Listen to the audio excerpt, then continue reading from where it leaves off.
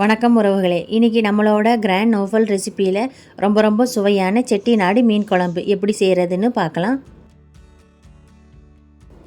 2 table spoon எண்ணெய் ஊற்றிடலாம். 1/2 teaspoon முழு மிளகு, 1/2 டீஸ்பூன் சீரகம் சேர்த்துடலாம்.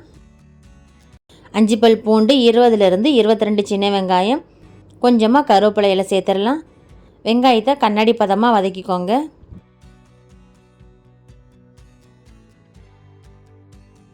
2 பெரிய சைஸ் தக்காளியை கட் பண்ணி சேர்த்துடலாம். கொஞ்சமாக உப்பு சேர்த்து தக்காளி நல்லா குழைவாக வதக்கி விட்டுறலாம்.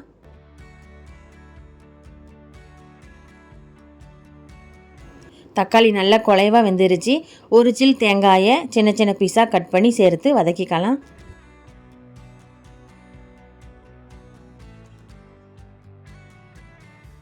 ஒன்றரை டீஸ்பூன் மிளகாய் பொடி சேர்த்துடலாம். நீங்கள் உங்கள் சுவைக்கு தக்கன மிளகாய் பொடி கூட குறைய சேர்த்துக்கோங்க. 2 டீஸ்பூன் மல்லித்தூள் சேர்த்து தீயை குறைவாக வச்சு 1 நிமிஷம் வதக்கிக்கலாம்.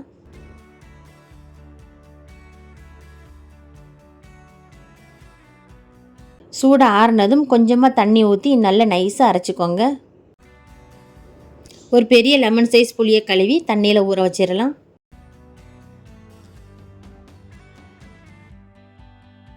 மூணு டேபிள் ஸ்பூன் நல்லெண்ணெய் ஊற்றிடலாம். எண்ணெய் சூடானதும் 1/2 டீஸ்பூன் கடுகு சேர்த்துடலாம்.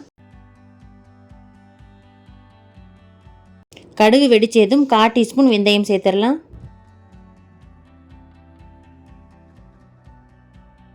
20 சின்ன வெங்காயம் 50 கிராம் இருக்குது. இதில் கொஞ்சமாக கருவேப்பிலையில் சேர்த்து வதக்கிக்கலாம். வெங்காயம் இந்த அளவு வதங்கினா போதும். ஒரு தக்காளி சேர்த்து வதக்கிக்கலாம்.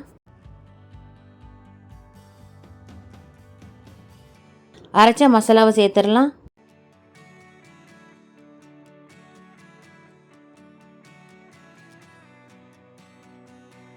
புளி கரைசலை சேர்த்து கலந்து விட்டுறலாம்.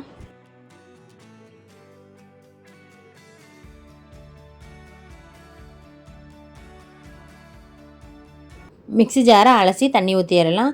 குழம்பு எந்த அளவு திக்காக வேணும்னு பார்த்து தண்ணி கூட குறைய ஊற்றிக்கோங்க. நம்மளோட சுவைக்கு தக்கன உப்பு சேர்த்து கலந்து விட்டுறலாம்.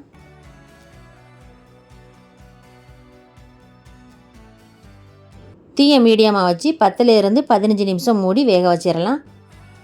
எண்ணெய் பிரிஞ்சு ஆடை படர்ந்து இருக்குது. ஒருக்க கலந்து விட்டுறலாம்.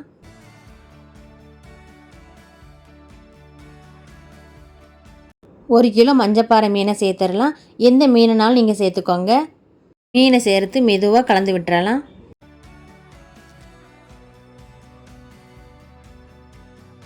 தீயை மீடியமாக வச்சு 5 நிமிஷம் வேக வச்சிடலாம்.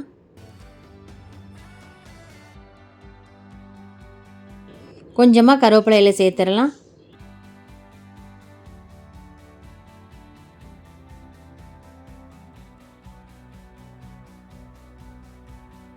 இப்போ ரொம்ப சுவையான செட்டிநாடு மீன் குழம்பு சூப்பராக ரெடி ஆயிருச்சு. இதே மாதிரி நீங்களும் செஞ்சு பாருங்கள். இந்த வீடியோ உங்களுக்கு பிடிச்சிருந்தா லைக் பண்ணுங்கள், ஷேர் பண்ணுங்கள். நம்மளோட கிராண்ட் நோஃபல் ரெசிபிக்கு சப்ஸ்கிரைப் பண்ணுங்கள். நன்றி.